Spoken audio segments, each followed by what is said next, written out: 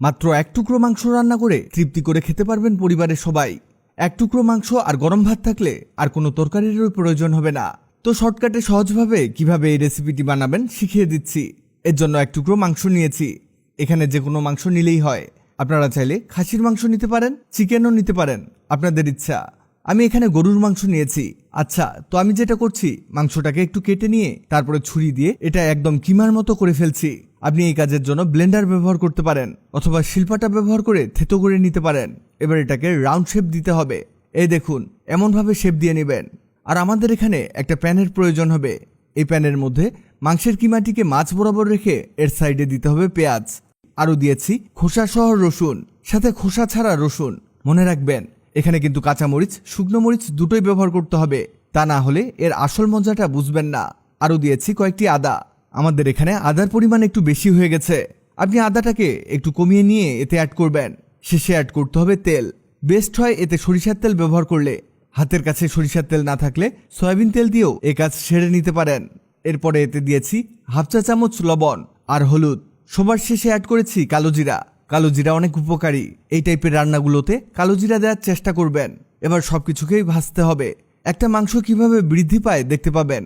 সবকিছু ভালোভাবে ভেজে এতে দিতে হবে পানি। এখানে আমরা 2 কাপ পরিমাণ পানি এতে দিয়েছি, যাতে সবকিছুই ভালোভাবে সিদ্ধ হয়। এতে দেখবেন পেঁয়াজগুলো ছাড়া ছাড়া হয়ে যাবে। আমাদের মূলত সবকিছুকে গলিয়ে নিতে হবে। যতক্ষণ না এগুলো একেবারে ভাজা ভাজা হয়ে যায় আর সবকিছু নরম হয়ে যায়, ততক্ষণ পর্যন্ত ভাজতে থাকতে হবে। এটা ভাজতে ভাজতে জানিয়ে দিন আপনি পৃথিবীর কোন জায়গা থেকে ভিডিওটি দেখছেন, যাতে পরবর্তী ভিডিওতে আপনাকে ধন্যবাদ জানাতে পারি। আমাদের এগুলো ভাজা হয়ে গেছে। এবার এগুলোকে কড়াইয়ের মধ্যে রেখে দিব কিছুক্ষণের জন্য।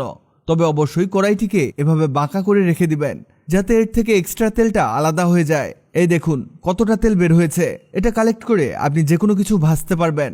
আর এই ভাজা মাংস আর পেঁয়াজগুলোকে একটি ব্লেন্ডারের মধ্যে ঢেলে দিতে হবে। আমাদের মূলত এগুলোকে ব্লেন্ড করতে হবে। ভাবছেন কি আজব রেসিপি, একটা মাংস দিয়ে কি সব তৈরি হচ্ছে? আমাদের কাজ কিন্তু একেবারে শেষের দিকে। ব্লেন্ড করে আর দুটো কাজ করলেই আমাদের কাঙ্ক্ষিত ফলাফল আমরা পেয়ে যাব। এই দেখুন, এগুলো একেবারে ভালোভাবে ব্লেন্ড করা হয়েছে। তবে ভাজাটা একটু বেশি করা হয়েছে। আর একটু হালকা ভাজা হলে এটা আরো ভালো কালার আসতো। এবার এভাবে হাতে নিয়ে লাড্ডুর শেপ দিয়ে নিন। এভাবে রাউন্ড রাউন্ড করে ঘুরালেই তৈরি হয়ে যাবে। এটা হতে হতে আপনাদের জানিয়ে দেই, আগের ভিডিওতে কমেন্ট করেছেন সাতকানিয়া বাজালিয়া থেকে প্রিয়তোষ দাস, গাজীপুর থেকে তামান্না আক্তার জেরিন, ওমান থেকে খন্দকার মোহাম্মদ আলী, সাভার থেকে আইরিন আক্তার। আপনারা যারা কমেন্ট করেছেন আপনাদের ধন্যবাদ। এই যে তৈরি হয়ে গেছে আমাদের মাংস ভর্তা। এটা একটা রেস্টুরেন্টে খেয়েছিলাম। এর টেস্ট আমার জিভে আজও লেগে আছে। তাই অনেক চেষ্টা করে আপনাদের জন্য এটা বানালাম। এটা খেতে অবশ্যই গরম ভাত লাগবে। দেখবেন এর টেস্ট দুর্দান্ত।